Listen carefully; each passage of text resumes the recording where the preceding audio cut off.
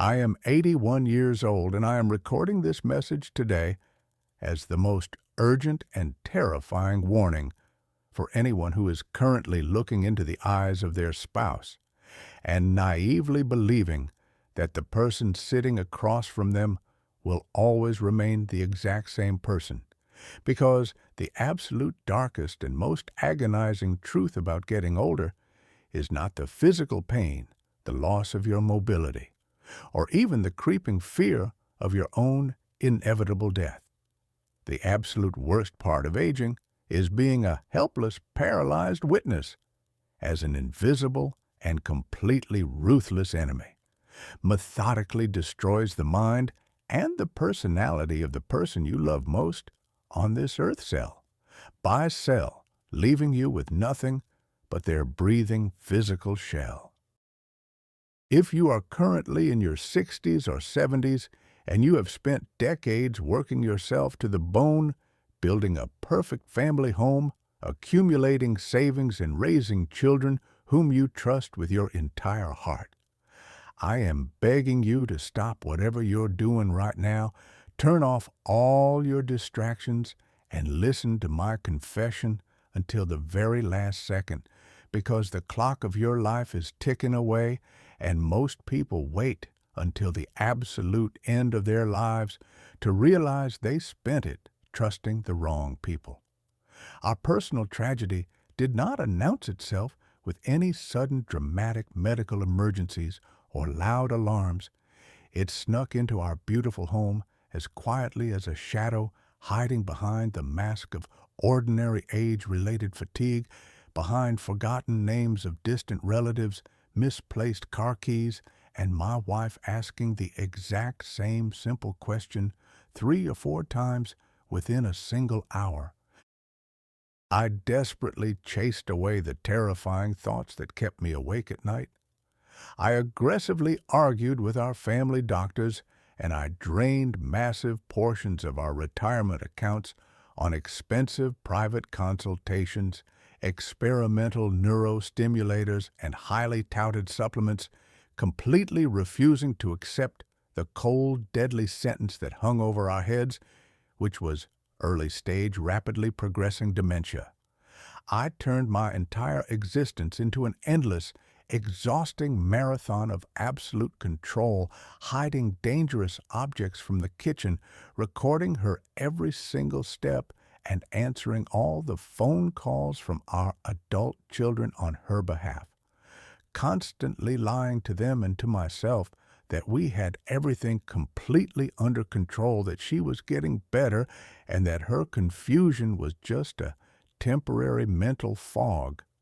caused by a change in her blood pressure medication. But this disease knows absolutely no mercy.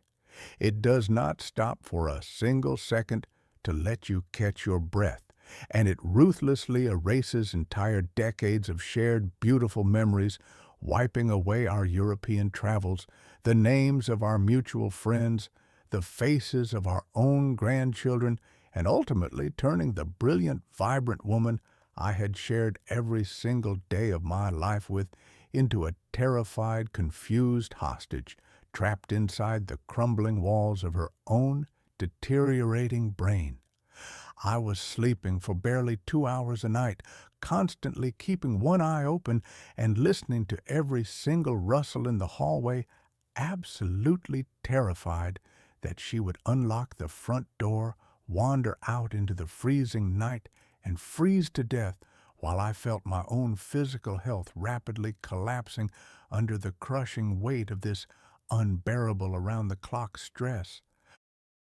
But I stubbornly held on because 52 years ago,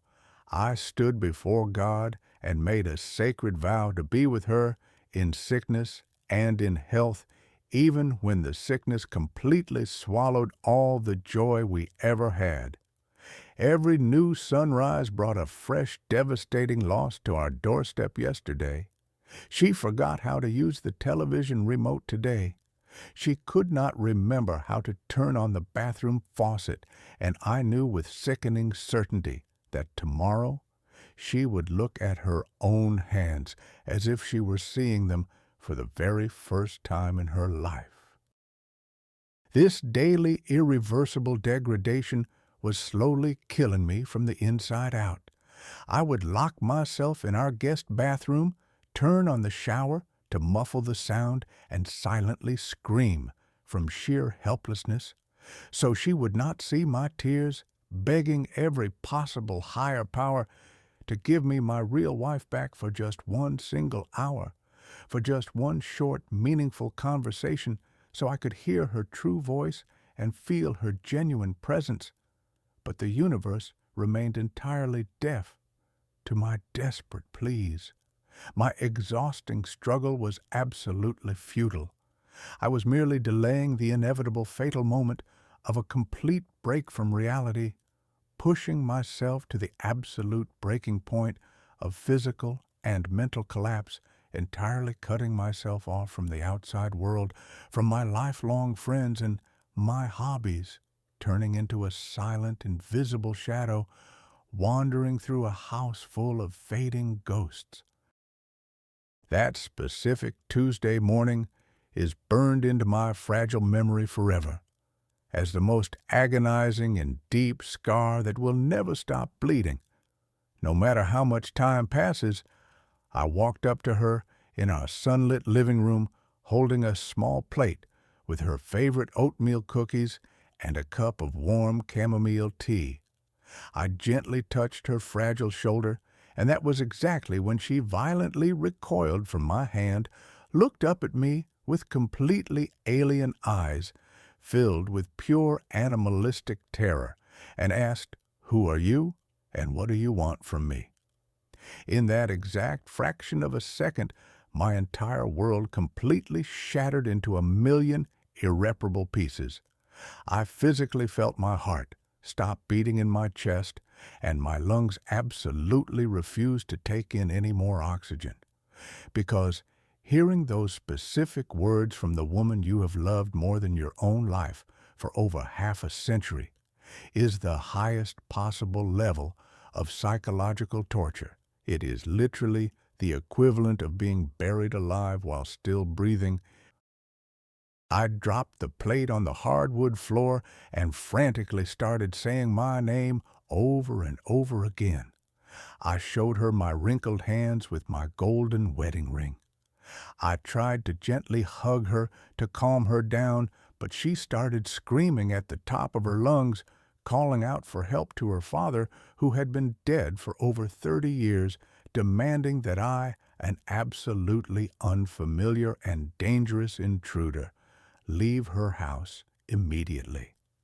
And it was exactly in this moment of my maximum unbearable emotional pain, when I was sitting on the floor covering my face with my shaking hands and sobbing from total absolute despair, that our 2 adult sons delivered their first ruthless and calculated stab directly into my unprotected back. They found out about the severe deterioration of her condition not out of genuine filial care or love, but through monitoring our joint bank statements, which I had been too exhausted to properly manage. And suddenly, they started showing up at our house every single day, but not to emotionally support their dying father or to hire a professional caregiver to ease my burden. They came to start aggressively and shamelessly pressuring me, demanding with cold, metallic voices that I immediately surrender their mother to a locked state-run psychiatric facility so they could begin selling off her assets. Their eyes were freezing cold, and they spoke about the woman who had literally given them life and sacrificed her own youth for their comfort as if she were a broken household appliance that needed to be urgently written off the family balance sheet so she would not interfere with their upcoming vacation plans and their luxury car payments. When I categorically and furiously refused to hand my vulnerable wife over to complete strangers in a depressing institution, they instantly dropped their masks of concern, changed their tactics, and escalated to open aggressive legal blackmail right in my own living room. They coldly claimed that my 81 years of age and my obvious physical and emotional breakdown were direct, undeniable medical proof of my own incompetence. And they proudly announced that their expensive lawyers had already filed official court documents to have us both declared mentally unfit to make any independent decisions. This malicious legal maneuver would instantly allow them to seize total unchecked control over all of our finances, our retirement funds, and the massive deed to our fully paid off suburban estate. They cynically manipulated the facts using my own hard-earned money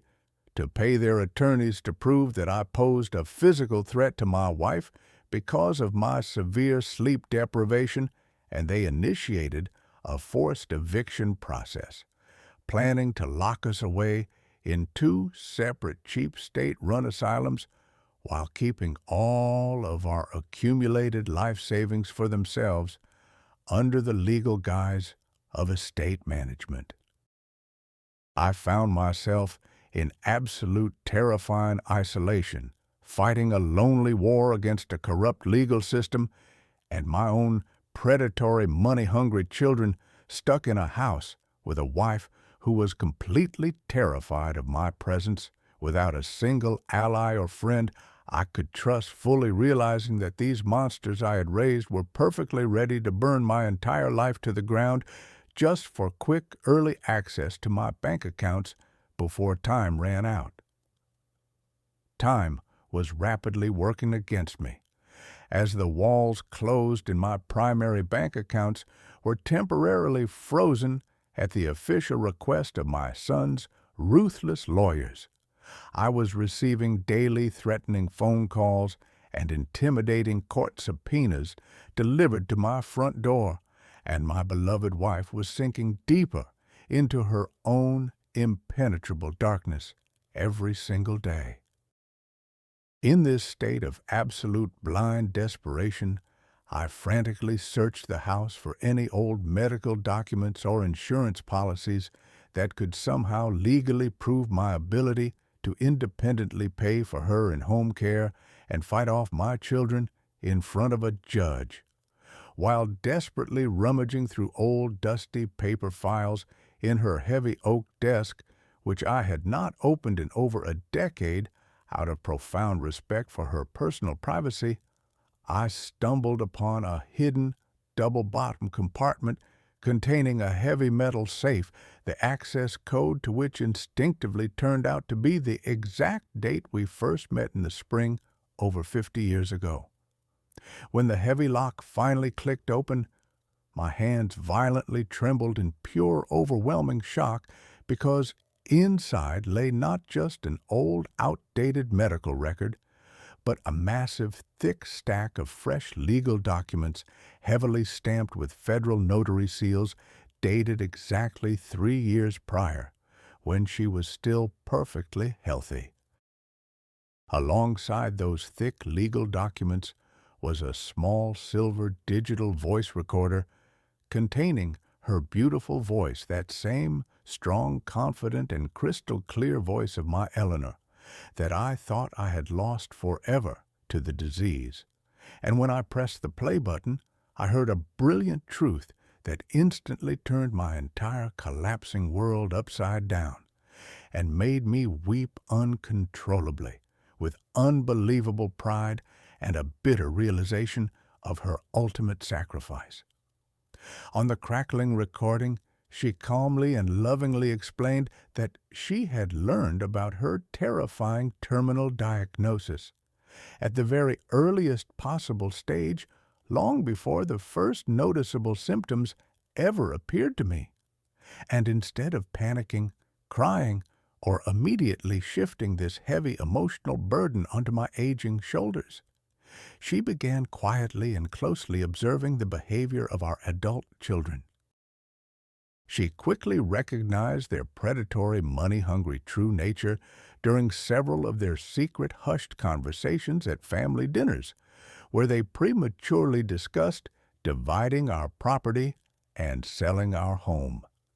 Knowing with absolute medical certainty that her brilliant mind would inevitably fade into nothingness, and knowing that our greedy sons would definitely try to crush me legally and financially to take everything we owned.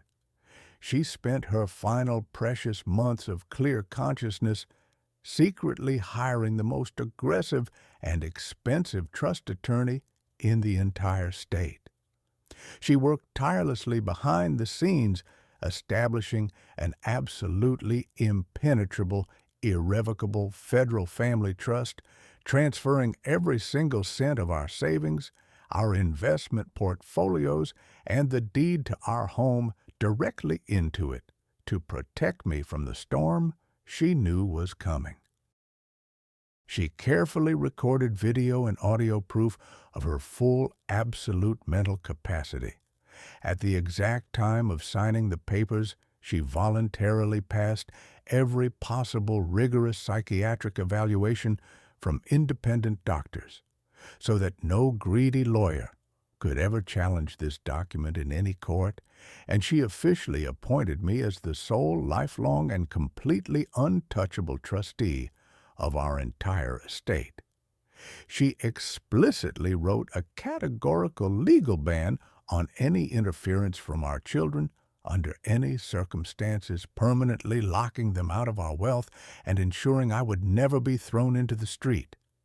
She ended her heartbreaking recording by saying how incredibly much she loved me profoundly, apologizing for the immense pain her upcoming illness would cause me, and stating that this secret trust was her final ultimate battle for my life, the impenetrable shield she was leaving me before she permanently walked into the terrifying darkness of oblivion. Holding that small silver recorder in my shaking hands, I felt an unbelievable, devastating rage toward my children, and at the exact same time, an absolute unbreakable strength awakened deep inside of my chest, because my wife, even while slowly losing her own mind, proved to be infinitely smarter and stronger than the pathetic vultures who were trying to bury us alive. Now, I held a weapon of mass legal destruction in my hands, fully primed and ready to be deployed against the very people who thought I was just a weak, helpless old man waiting to die. The inevitable day of reckoning arrived exactly 24 hours later, when my two sons, accompanied by two highly aggressive corporate lawyers and a uniformed court bailiff, rudely broke into my house with arrogant, victorious smiles plastered on their faces, waving a preliminary local court order for the forced hospitalization of my wife and the immediate appointment of temporary guardianship over our finances. They started screaming at the top of their lungs, demanding that I immediately pack Eleanor's bags and hand over the keys to the estate, acting like the absolute, undisputed masters of the situation, fully expecting to see a broken, terrified, and weeping old man begging for mercy on his knees. But instead, they saw a man standing perfectly straight, with freezing absolute calmness, and an impenetrable lethal stare, holding a heavy red leather folder in his hands, waiting for them in the center of the living room. I did not yell, I did not argue, and I did not shed a single tear. I just silently stepped forward and threw the original copy of the irrevocable federal trust agreement right into the chest of their lead arrogant attorney. And the very second, his greedy eyes scanned the federal seals, the rigid legal clauses and the undeniable signatures of the top medical experts, all of their false arrogance instantly evaporated into thin air, replaced by pure animalistic terror. The highly paid lawyer physically stumbled backward and started nervously stuttering, backing away from my sons, as he suddenly realized that this bulletproof document not only completely voided any of their current local court claims, but it automatically turned all of their previous aggressive actions to freeze my accounts into a severe federal crime of premeditated elder financial fraud, which carried a very real and very long prison sentence. I uttered only one single sentence, looking dead into the eyes of my eldest son with a voice as cold and ruthless as winter, ordering them to get off my property immediately and wait for the massive counter-lawsuits from my new high-powered trust attorneys who would financially destroy their lives just as mercilessly as they had tried to destroy mine. They instantly turned pale, completely trembling and utterly shattered, fleeing my house in absolute disgrace, dropping their useless court orders on the floor and leaving me the undisputed victorious survivor in this cynical, disgusting family war. When the heavy front door finally closed behind them forever, I took a deep breath